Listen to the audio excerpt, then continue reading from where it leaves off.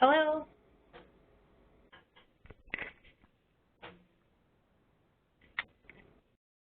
Can anyone hear me? Yes, this is Beth. I can hear you. Hi, this is Hannah Catch. I'm just wondering about the. Can you hear the webinar? I cannot. No, and I was wondering Okay. if they'd started or not. Yeah, I was wondering the same. I can't. I can see it, but I can't hear anything. So it must be an issue on their end. Yep, me as well.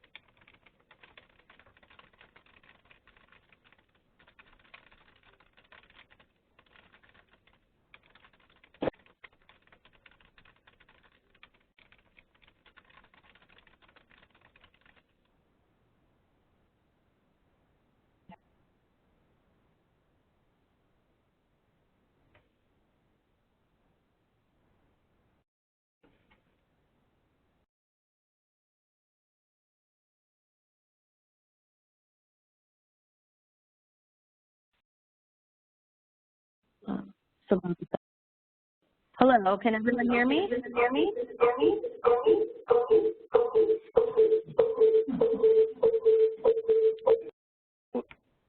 We could hear you, but there was quite an echo.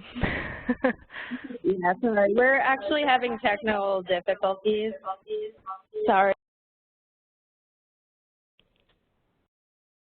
If she'd like to start.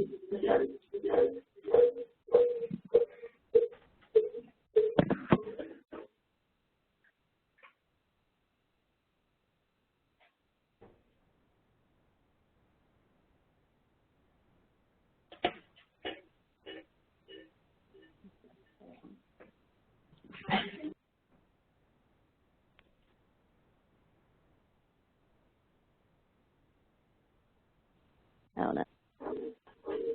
Is Beth still on? I'm still on, yes. Okay, you can start. Sorry about that. Okay, no problem. I'll go for it. So hi, everyone, and thanks so much for having me. I'll be brief, but I did want to let all of you know about a bill that Senator Warren is working on and is preparing to reintroduce. Some of you may remember the National Biomedical Research Act from the last Congress, and we are introducing the bill with very few changes into this Congress.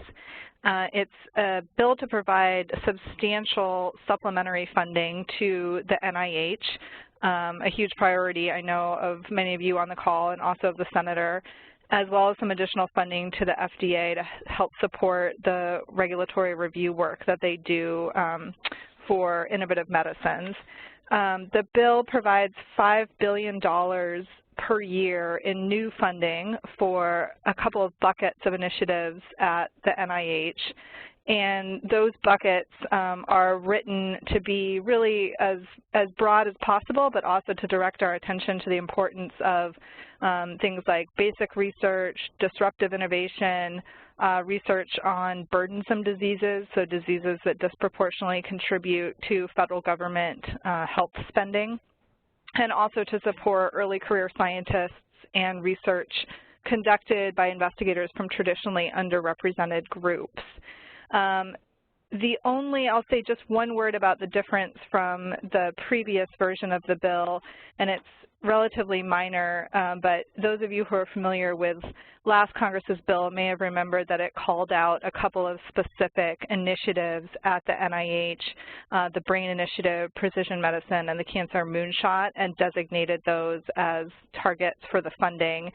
Given that those research targets have received additional funding through CURES, we removed references to them in this bill, but the other buckets of funding that are here and that are spelled out, including basic research and disruptive innovation, would certainly allow funds to go to precision medicine, to brain, to the Cancer Moonshot. It's just that we didn't include those references given the specific call-outs that they got in the CURES Fund.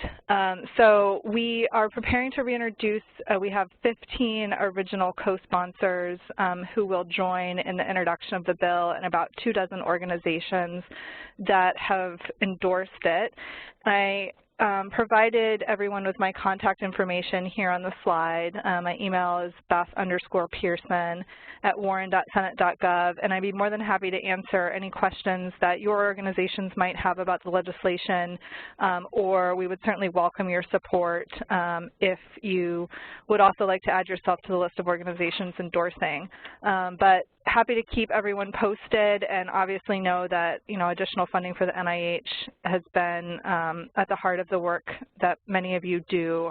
So we certainly share the goal of seeing that not only is the NIH supported through the appropriations process, but that we do more to provide truly supplementary funding so that we can restore it to the robust levels of a couple of decades ago. So I'll leave it there, and happy to answer questions over email for those who have them. Thanks so much.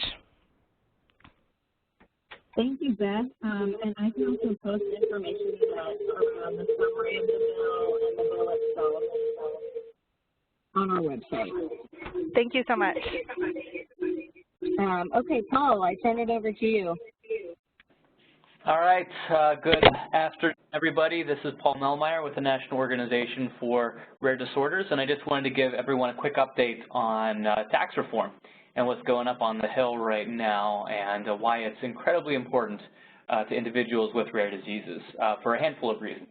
But if we can move to the next slide, the first reason is because of the orphan drug tax credit and the way that it is included within both the House and the Senate version of tax reform. So just to back up just very briefly, it was 2 weeks ago that the House Ways and Means Committee, the committee that's responsible for tax legislation in the House, put forward their bill to reform really the entire kind of tax code in a sense. It's very comprehensive, but included within the bill is a straight outright repeal of the orphan drug tax credit.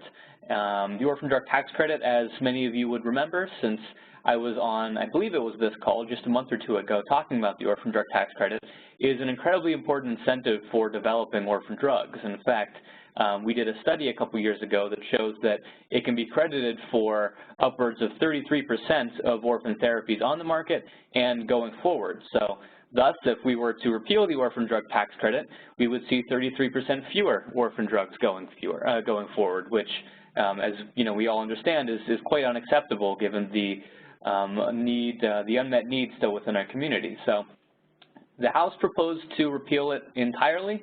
The Senate last week, they put forward their own tax reform bill, And while it is not repealed entirely within their bill, it is changed in two very important ways.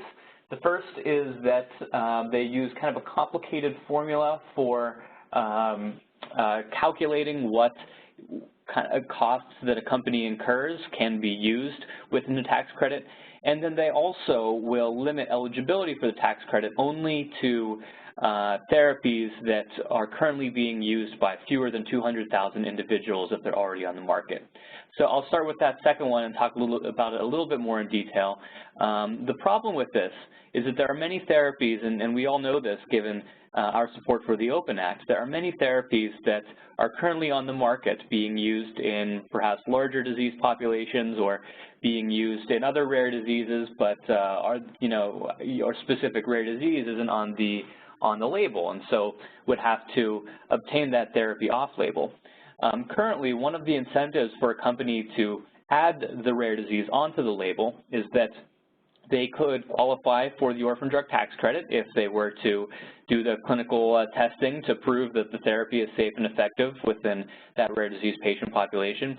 And then they'd also get a handful of other incentives such as exclusivity and other incentives within the code. So what this would do is it would remove the incentive, the orphan drug tax credit incentive, for companies to repurpose these therapies if it's currently on the market being taken by over 200,000 individuals, and that's many of the therapies that could be repurposed. So this is one substantial concern that we have, given that repurposing is already not incentivized enough, essentially, which is why we've all been supportive of the Open Act. We believe there needs to be even more additional incentives than what's currently in the tax code or is currently in the code in general, so it would be actually moving in the exact opposite direction if this were allowed to pass. The second change, and I'll ask to go to the next slide, is the change in the formula, and this is quite a complicated formula, not expecting anyone to actually digest all of this here, but essentially what it does is it would cut the credit in half, because it would take the average of the 3 prior years of the taxable year that the company finds itself in, and then only would allow half of those expenses to apply with a 50% credit, and yada, yada, yada. As you can see here, it depends on the specific situation that a company would find themselves in, but on average, it would likely cut the credit in about half. It would be cut even more than half. Some would be cut then a little bit less than half, but regardless, a substantial cut in the credit's value. So we find all of this incredibly concerning. I mean, the Senate proposal is, of course, better than the House proposal, but we shouldn't be settling for something that could result in 6 fewer orphan therapies going forward. That's just entirely unacceptable. So what we are doing is we're trying to rally the community, and we can move to the next slide, rally the community to let both the House and the Senate know that this is entirely unacceptable, that we can't repeal the credit, we can't weaken it in the way that the Senate is proposing for it to be weakened, and instead we need to be sure that this very, very important incentive for orphan development remains intact. So there's a couple options here for the community to take advantage of, and really I encourage you to go to rareaction.org/save orphan drugs. That's our dedicated page to this campaign to ensure that the orphan drug tax credit survives through this tax reform effort. And there's a handful of things that one can do there. There's links to call congressmen. There are links to email senators and representatives. We have sample tweets and Facebook posts up there. We're encouraging everyone to use the hashtag #SaveOrphanDrugs. Very soon there will be additional opportunities to take a picture and post it on Twitter, similar to what we did with health reform, as well as videos to really make it quite clear to your senators and representatives that this is unacceptable and the tax credit needs to remain in place. And then we're brainstorming new opportunities every day, and we'll be sending them out to the community. I will say this is moving quite quickly. The Senate is actually marking up their version within the Senate Finance Committee right now. And the House is scheduled to vote on their bill on the full floor later this week. So we really only have a couple weeks here to try to salvage the orphan drug tax credit from these proposals. Now, the orphan drug tax credit isn't the only thing within tax reform that we need to be concerned with. There's also the proposed repeal of the medical expense deduction, which is incredibly important for individuals with high medical expenses, which, as we all know, is a vast portion of the rare disease patient community.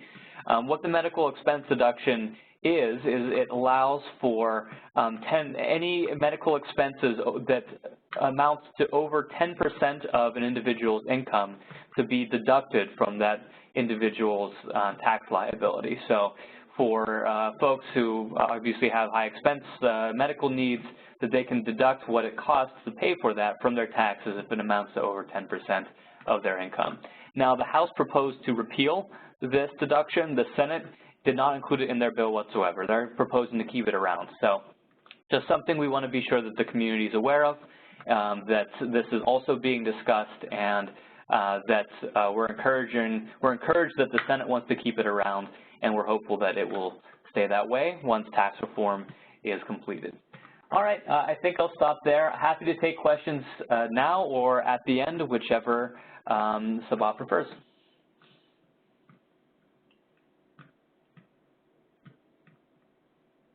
Via WebEx, or you can email them to me afterwards. So next we'll move on to Hannah. Hi, thank you so much for having me. This is Hannah Katch with the Center on Budget and Policy Priorities. I'm going to talk a little bit about what's happening in Medicaid and why it really poses a significant risk for people with chronic illness and disabilities. Medicaid, of course, is, you can go to the first slide, thanks. Medicaid, of course, is fundamentally a health program for people without other sources of coverage. And we've seen already this year, and I expect we'll see more attacks on Medicaid, and particularly proposals to significantly cut Medicaid funding. And these, in combination with some of the proposals that I'm going to talk about to restrict access to coverage and to benefits, really pose a significant risk for everyone with Medicaid coverage, but particularly those with the greatest barriers to care, because they are often the most vulnerable and are most likely to be affected by additional restrictions, funding cuts, or proposals such as, premiums, cost sharing, and work requirements, which I'm going to talk about more. Next slide, please.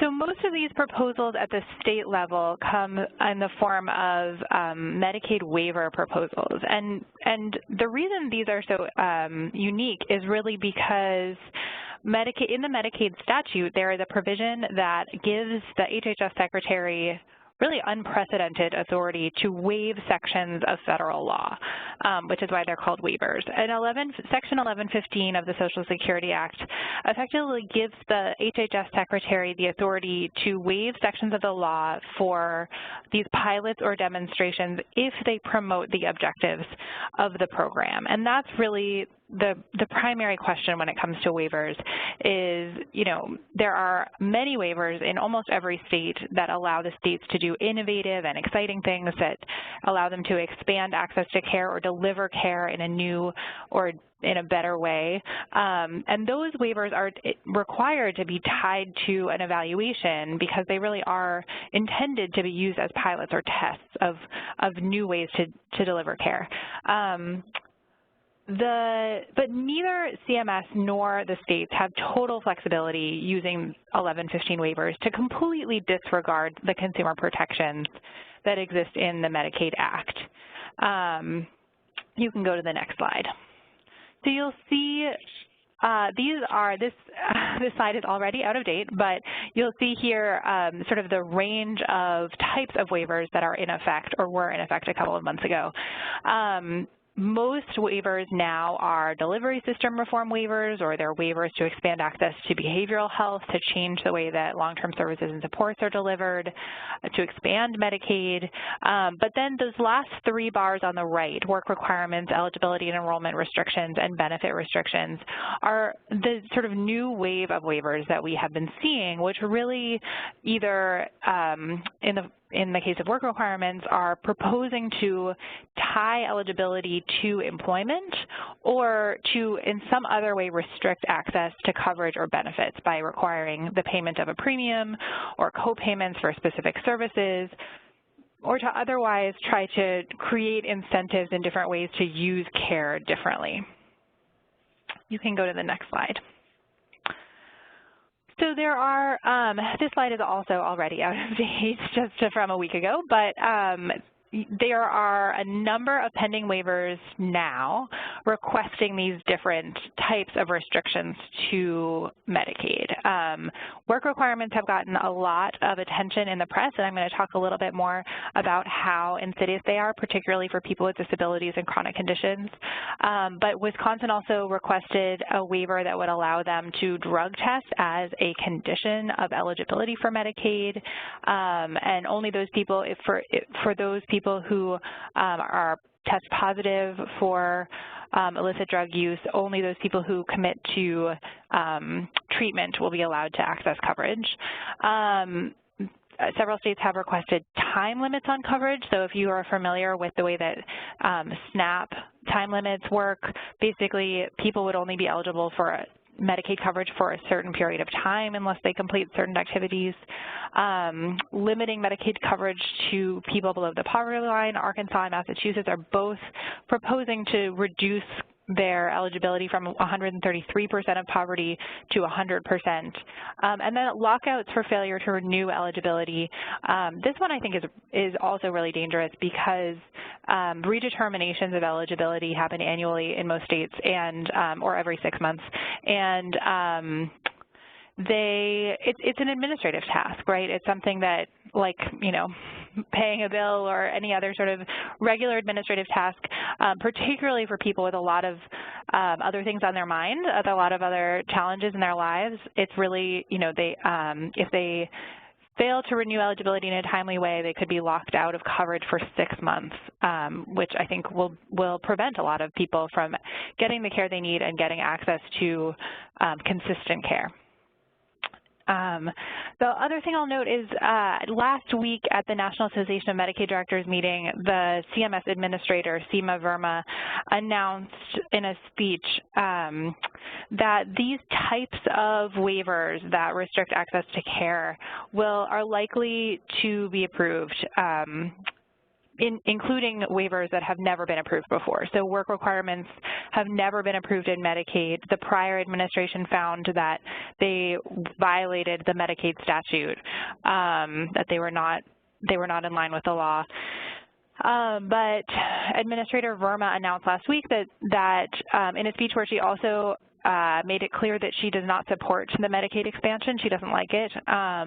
She also announced that states would be able to start getting these waivers approved. And she also, the language that she used I think is notable because she was talking about these sort of restrictive barriers to care as almost empowerment, as giving people dignity. And I'm going to talk a little bit about work requirements and why that's not the case in work requirements, but it's really not the case in any of these proposals. Medicaid provides essential access to care for so many people, and restricting access does not help them move out of Medicaid coverage. So let's move to the next slide. So most people with Medicaid coverage who can work are already working. And this is 79% of people live in a family with at least one full or part-time worker. And you can go to the next slide. Of those who don't work, I think this is the most important, these are the most important numbers. Most people are either have a serious health condition themselves, they're taking care of home or family, or they're going to school. Those are the top 3 reasons for not working. And so these are people who, taking away their health coverage is not going to help them get back to work. And it's going back to that purpose of the Medicaid 1115 waivers. These are not only not going to promote the objectives of the Medicaid program, but it also will significantly create barriers for many people in getting the care that they need. And even those who are working will have to do a lot more to demonstrate that they're working. And so we also believe from looking at research, looking at other programs such as TANF and SNAP that have had work requirements and time limits for many years, it's very likely that even people who are working, who meet the requirements, some of them will also lose coverage simply because it will be administratively difficult to demonstrate that you're working the correct number of hours, particularly for people whose employment fluctuates. Next slide, please. So we have much more information on our website about work requirements. The one other proposal that I'll mention briefly is in Massachusetts.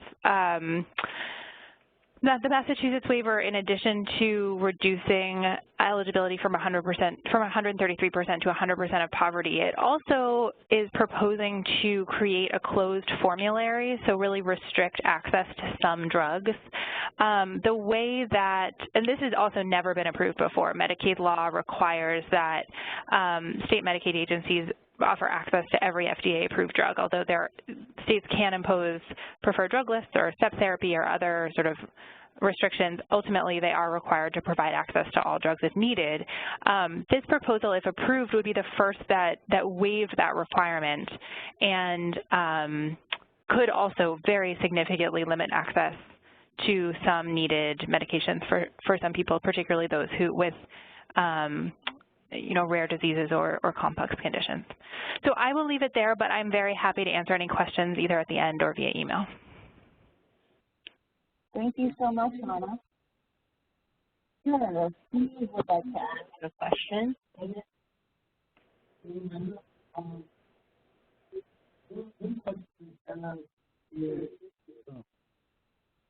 Anna, one question I have is, who else other than consumer, patient advocate type groups are involved in opposing this? Are the hospitals in? Are the counties going to get involved? Or are we in this alone?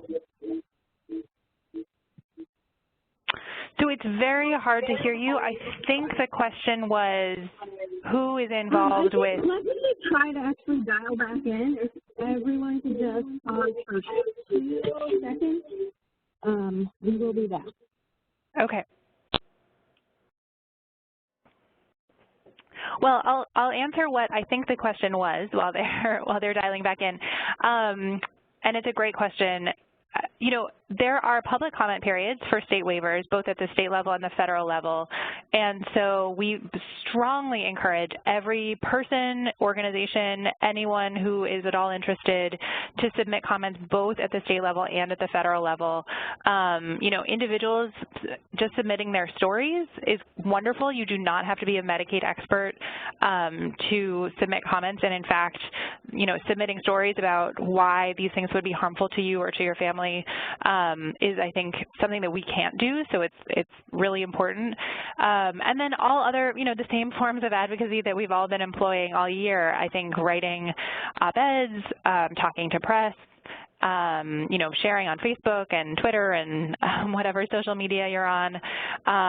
If you are able to meet with members of your administration, I think anything you can do to raise your voice and say, this is going to harm me, this is going to harm my family, that's enormously helpful, and I think will be ultimately will determine whether these waivers actually go through.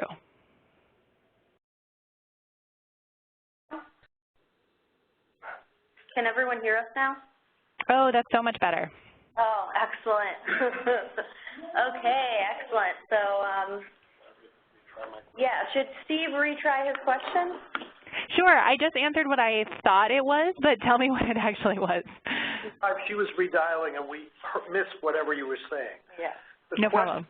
The question was, apart from consumer and patient advocates who we would expect to be opposing these waivers, what kind of support are we getting from others who will be affected, such as hospitals, such as counties that are running welfare programs, and other players who, there's no population created that has no care whatsoever that doesn't involve a cost to somebody. But are we mobilizing? Yeah. Are they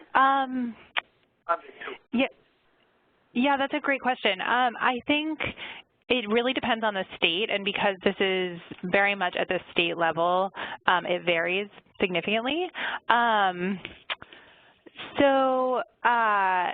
Yes, I think the answer is basically yes. It is hospitals and counties all have sort of different political relationships with their state governments, of course, and so they are objecting in a variety of public and non-public ways, but I think You know, there's lots of other things that I didn't even mention. So Iowa was just granted a waiver of retroactive coverage, which will significantly harm hospitals in addition to many people. And they have certainly made their objections known. But I think if we're going to be successful in fighting many of these extremely restrictive proposals, we're going to have to do more advocacy than we're doing right now. And I think that will mean partnering with many of the same folks that we've been partnering with all year to fight the congressional cuts to Medicaid and to the Affordable Care Act. And I think many of these proposals, you know, as I think I just demonstrated, they're really wonky. They're really hard to explain. And so I think spending some time trying to actually explain to our friends and neighbors sort of what these will actually mean for people will be really important. Thank you for that. We actually got another question on our WebEx. The person asked, I thought the Massachusetts waiver was already approved. Is that not the case? So Massachusetts has a number of waivers that are approved, including one that was approved at the end of last year that was creating accountable care organizations in Medicaid. That was already approved. But Massachusetts recently, in the last month and a half, I want to say, just submitted at the federal level a waiver to create this closed formulary and do a couple of other things. And that one is still at the federal level. The comment period is closed now at the federal level, but it is still being considered and has not been approved. Thank you for answering that. Next, we'll move on to Carrie.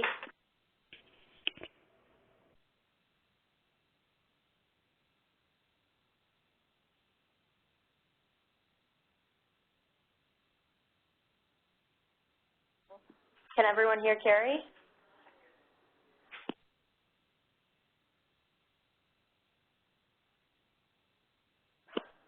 Can everyone hear Carrie? Can you hear me now? There's no light or anything. Yeah, it's not, so maybe you should sit.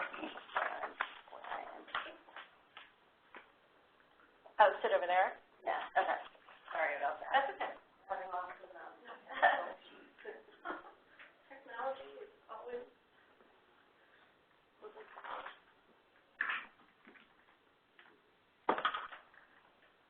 Okay. Thank you. So I'm Carrie Fitzgerald, and I work at First Focus. We're a children's advocacy organization here in D.C., and I specialize in children's health policy, specifically Medicaid and CHIP. Next slide. So CHIP, the Children's Health Insurance Program, just a little history, was enacted in 1997, so it's 20 years old, in a bipartisan Congress, signed into law by President Clinton. It's been reauthorized a few times. The last time the funding was extended was in 2015 under MACRA. All states have a CHIP program, and your CHIP program could be called in Wisconsin, Badger Care, in Iowa, Hawkeye, in Georgia, Peach Care, in Washington, Apple Care. So your CHIP program probably has a state-specific name. CHIP covers kids who are not income eligible for Medicaid. So it's those kids who are in working parent families who are usually above about 150% of poverty, anywhere up to 250, 300, even in New Jersey and New York, up to 400% of poverty. Most CHIP kids, their parents pay premiums and a little bit of a copay, not much. The limit is 5% of family income.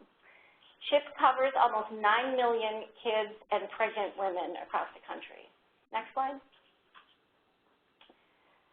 CHIP funding expired September 30th, 2017 under the MACRA legislation, and CHIP programs are still going in states because they have some leftover money, but the funding has been expired.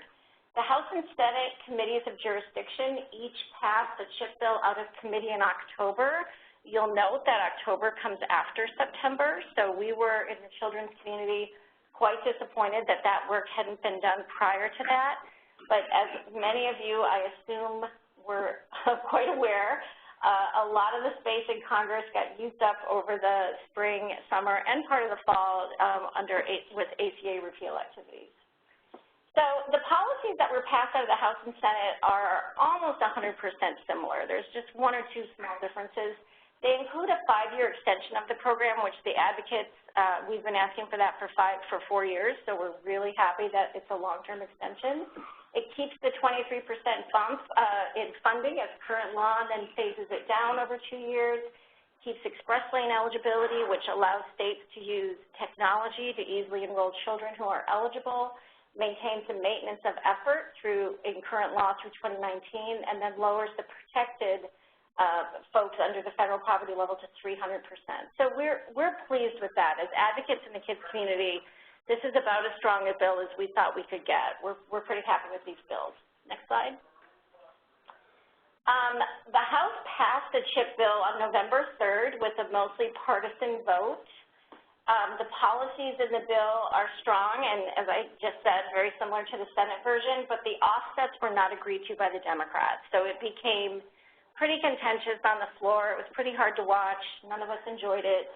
The offsets include changes to TPL, which is third-party liability under Medicaid, including lottery winners and lump sum payments and Medicaid determinations, increased Medicare premiums for higher income beneficiaries, those who make over $500,000 a year, and rolls back the grace period for ACA premium payments.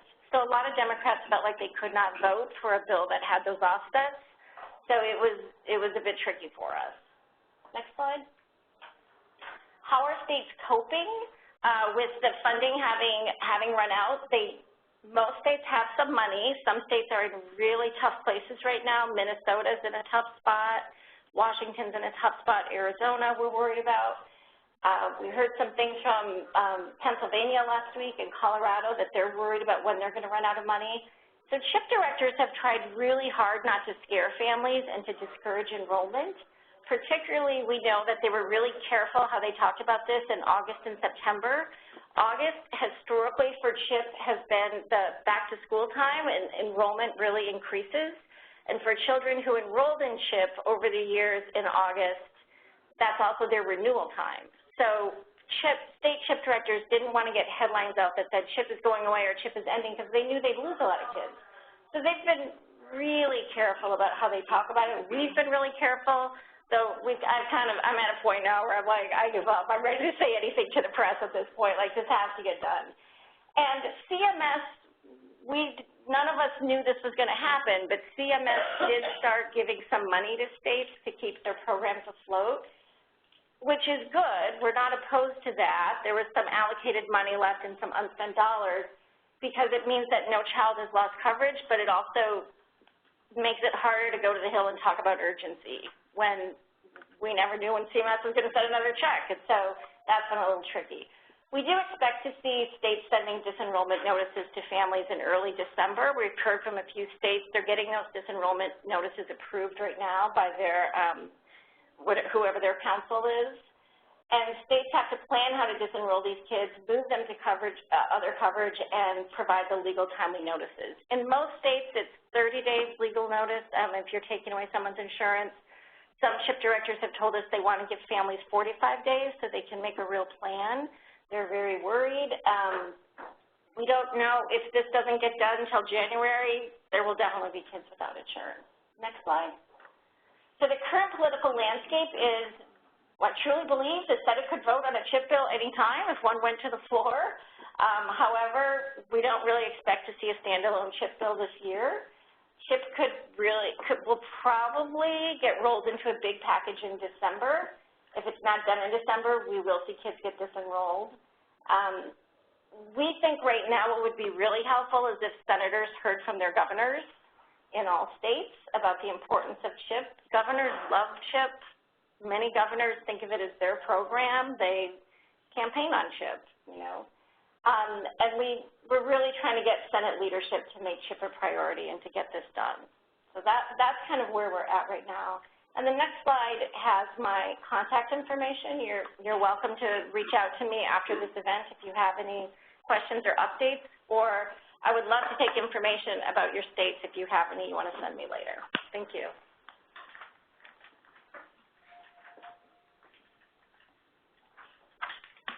Thank you so much for that, Carrie. And like she said, please send your state information over to me or her. And if you have any questions, you can still send them over on the WebEx, and we can ask them after all the speakers are done. But now we'll be hearing from Stephen Grossman.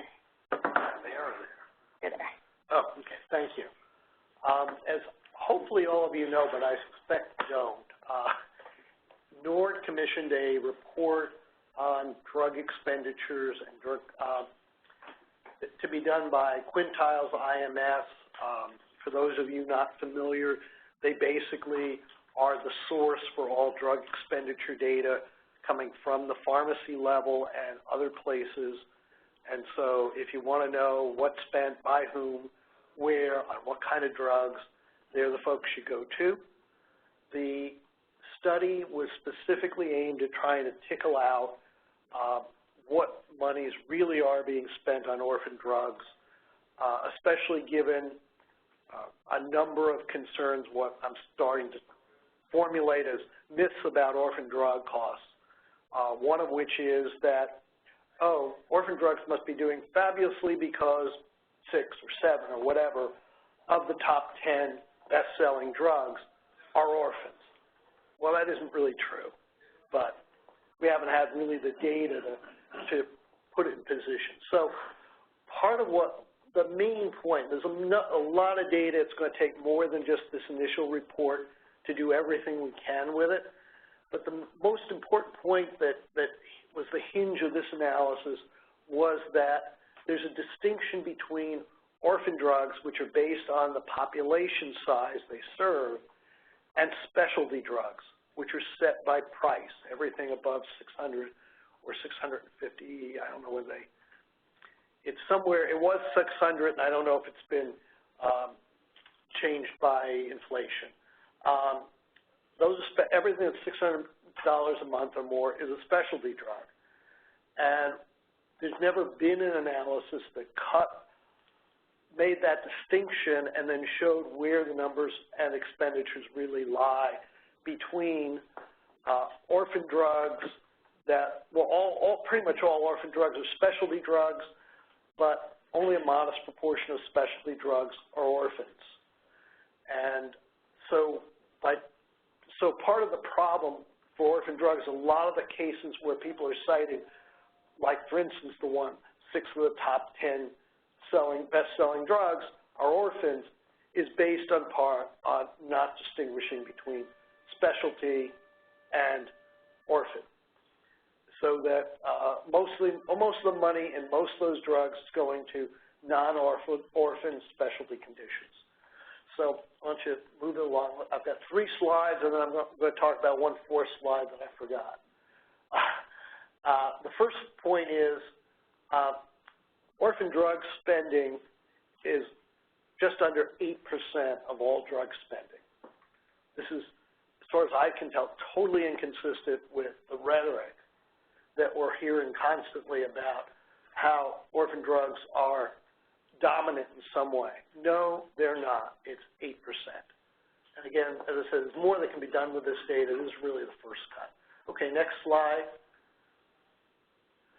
God, I wish I had your eyes.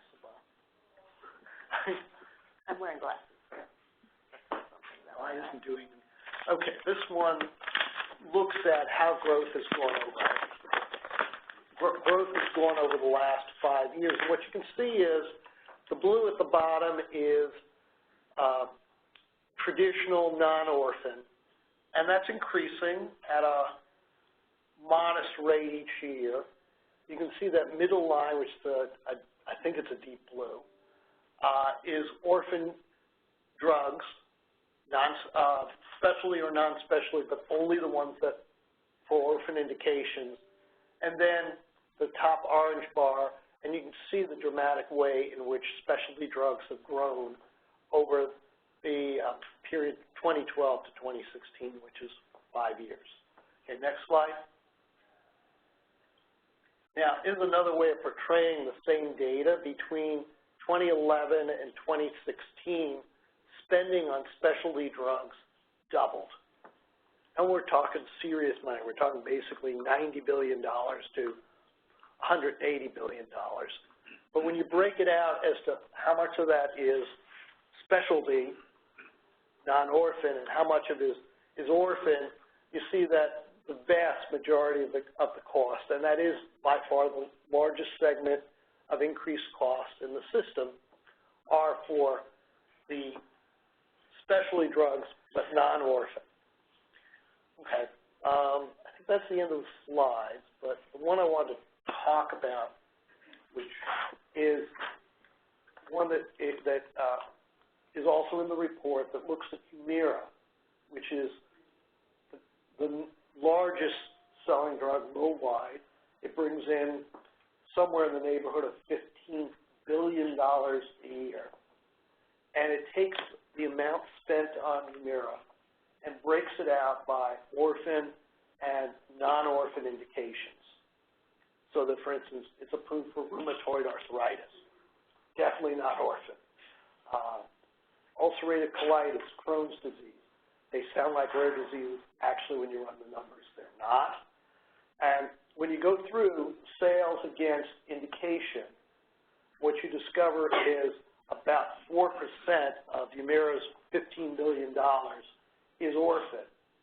And the rest of it is for specialty uses that involve not orphan indications that involve larger drug populations.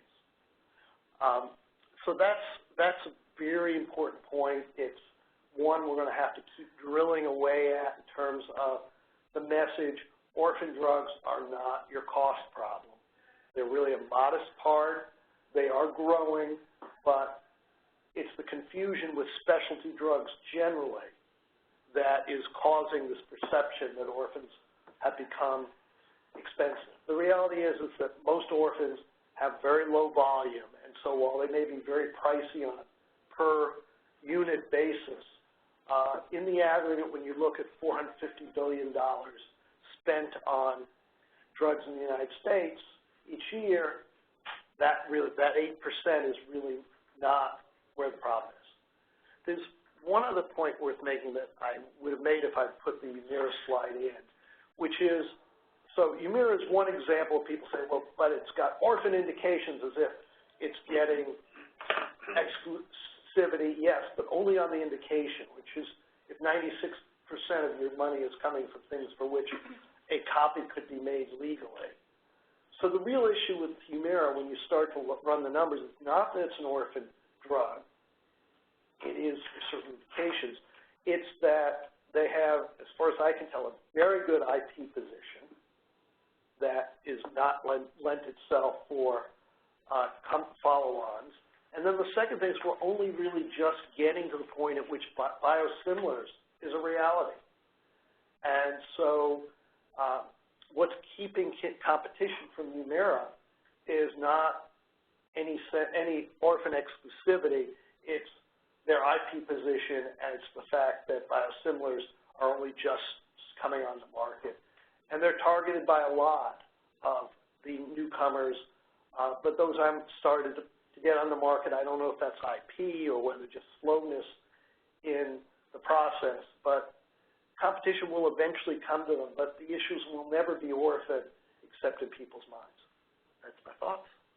Thank you so much, Stephen. If anyone has a question, please. Oh, yeah, there's someone in the room that has a question, actually. Hi there, Dean Sir, MLD Foundation. So, Steve, this is up through 2015, and at 8%, you said roughly 8% is spending is orphan. That trend has got to be increasing. And if, in theory, we're 1 in 10, that's 10% of the population. You know, soon we're going to cross over that line. So what's kind of your take on where this is going over the next, 5 or 10 years? Well, I mean, the first thing would be, and fortunately the right slide is up to answer the question, at least the way the trend line looks between 2011 and 2016, wish my glasses were better, is clearly that for the large amount of increase, it's still really for non-orphan indications. They're tagged onto drugs, they're part of drugs that have at least one orphan indication in many cases. I think there's more work that can be done, and there's a couple more studies that have been commissioned. But I think the bottom line is that orphans do not appear to be growing significantly faster than any other drug category.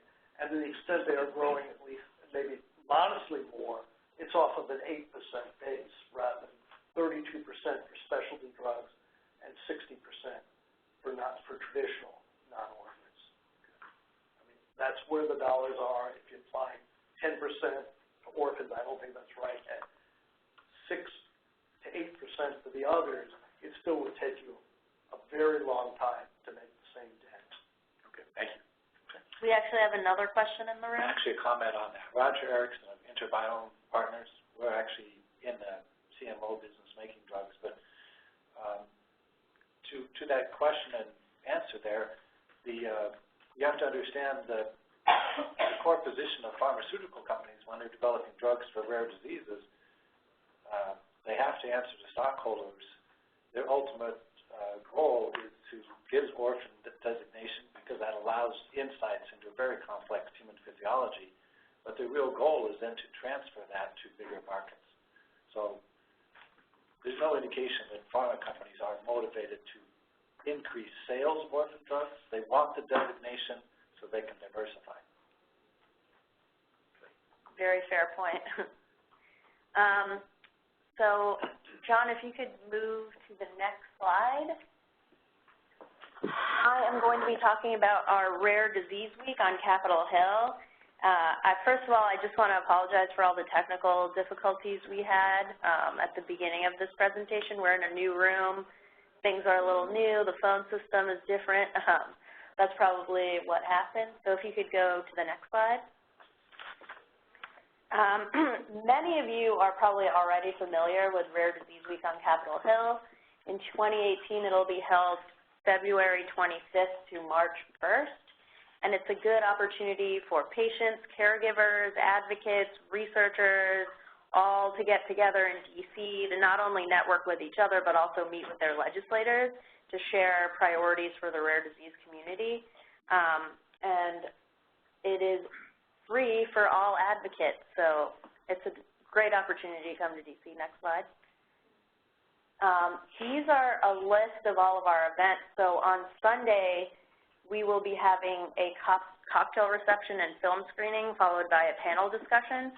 It's going to be held at the Naval Heritage Center. Usually we show a documentary about a specific rare disease or how, people are overcoming their rare disease and research that's happening. So it's a great opportunity to meet with people and hear a great panel discussion. On Monday, we'll have our legislative conference, which trains advocates to participate in the lobby day. So we'll have different breakout sessions, and everyone will get a chance to meet with their state groups. And this will be held at the Ronald Reagan building. The next day is probably the most exciting day, at least I think so, maybe. We'll start out the day with a lobby day breakfast, and usually speakers from the FDA or NIH present to everyone, and then everyone splits off into their groups and goes out to meet with their members of Congress.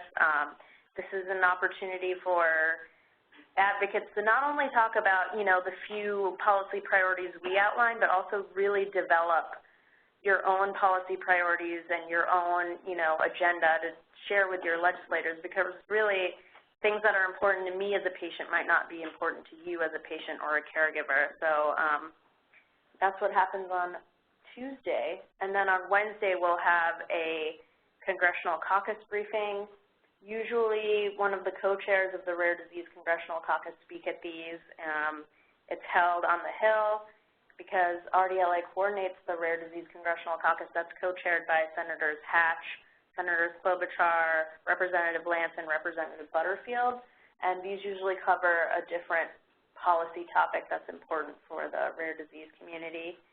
And in the evening, there'll be a rare artist reception. There's been a rare artist competition that has been ongoing for a while now. Voting is still open, but rare disease patients and caregivers and family members and friends have been entering this competition. You can vote for your favorite piece of art on Facebook, and you can find out more information about that at rareartist.org, but the Rare Artist Reception will showcase the winners of that competition. And then on Thursday, it'll be the Rare Disease Day at the NIH. Registration opens on January 3rd. I really hope as many people or everyone on this call can attend. Next slide, please. So why should you attend? Like I said earlier, it's a really great opportunity to not only meet with other advocates, but also share your priorities with your members of Congress. And we outline a few policy or legislative issues that are of greatest interest to the rare disease community, but we also really encourage people to develop their own legislative priorities to take to their legislator. And we also have speakers from the FDA and NIH and other stakeholders at our various events before the actual lobby day itself, so it's a great opportunity to educate yourself and then take that education to your legislator. There's no requirement to talk about any specific legislation, and like I said before, what might be important to me as a patient or a caregiver may be completely different from you as a patient or caregiver, so everyone is open to talk about their policy priorities. Next slide, please. We also recognize there are barriers to coming to DC for many individuals, so we do give out travel stipends. Last year we awarded nearly $75,000 in travel stipends to 95 advocates from 48 states, and these range from $400 to individuals in Maryland and Virginia to $1,000 for individuals in Alaska, Hawaii, and Puerto Rico, and people in other states receive $800. There is a limit of 1 stipend per family, and that includes, not only brothers, sisters, parents, but also caregivers. Oftentimes we only award 1 to a group, so if you are interested in applying for a travel stipend, you can see the URL right there, rareadvocates.org/RDW. The deadline to apply is December 10th, and we will most likely let people know by December 18th. Before we move on to the next slide, I just want to mention we also have a room block this year, so if you're interested in getting a room, you can find that information out on our website at that URL. And if you already know that you can't attend, you can submit your patient story to us, and information about that is on our website as well. Next slide, please. So we try to get representation from as many states as possible, and as of now, there are a few states we have no applications from. That's Alaska, Hawaii, Iowa, Kentucky, Minnesota, Montana, Rhode Island, South Carolina, Vermont, Wyoming, and Puerto Rico. Those are all in green. And then we only have a few applications from the states in blue. So if you are on the webinar right now and in any of those states, I really think you should apply for a travel stipend because we really want to have as many states as possible represented. Next slide, please. If you want to learn more or have any more questions about Rare Disease Week on Capitol Hill 2018, we are hosting a webinar on Wednesday, December 6th. It'll take place at 2 p.m. Eastern, 11 a.m. Pacific. Everyone's welcome to ask questions. You can always ask me questions right now, and there's enough Every Life Foundation staff in the room to answer, hopefully. Registration is there at that URL again, rareadvocates.org/RDW, and you can always email me if you have any questions. So thank you very much. I don't know if anyone else on the WebEx or in the room has any questions of any of our speakers, but if not, you can email me and many of our speakers provided their email address. Please feel free to reach out to them. Let us know if you have any questions. Thank you for attending. Oh, we actually have one. Yeah, for the first three speakers who talked about the bills currently or pending in Congress, do they have any sense of who the originating groups that specifically lobbied for these changes are? So that, I don't know if you could hear, but that was more of a question for Beth and Paul. Right. Do you know who the groups that lobbied for these changes are? I guess we can start with you, Beth, if you're still on the call.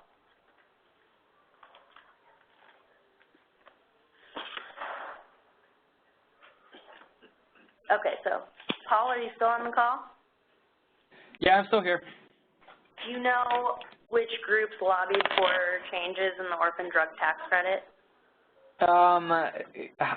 It's kind of difficult to say. Our best estimation of the origins of the changes are kind of twofold. One being that tax reform in general is a very difficult operation, and both the House and the Senate need to, find basically every coin under the couch cushion that they can in order to pay for such a comprehensive package. And so the orphan drug tax credit isn't, the cheapest credit of all of them. It does amount to $54 billion as estimated by the Joint Committee on Taxation.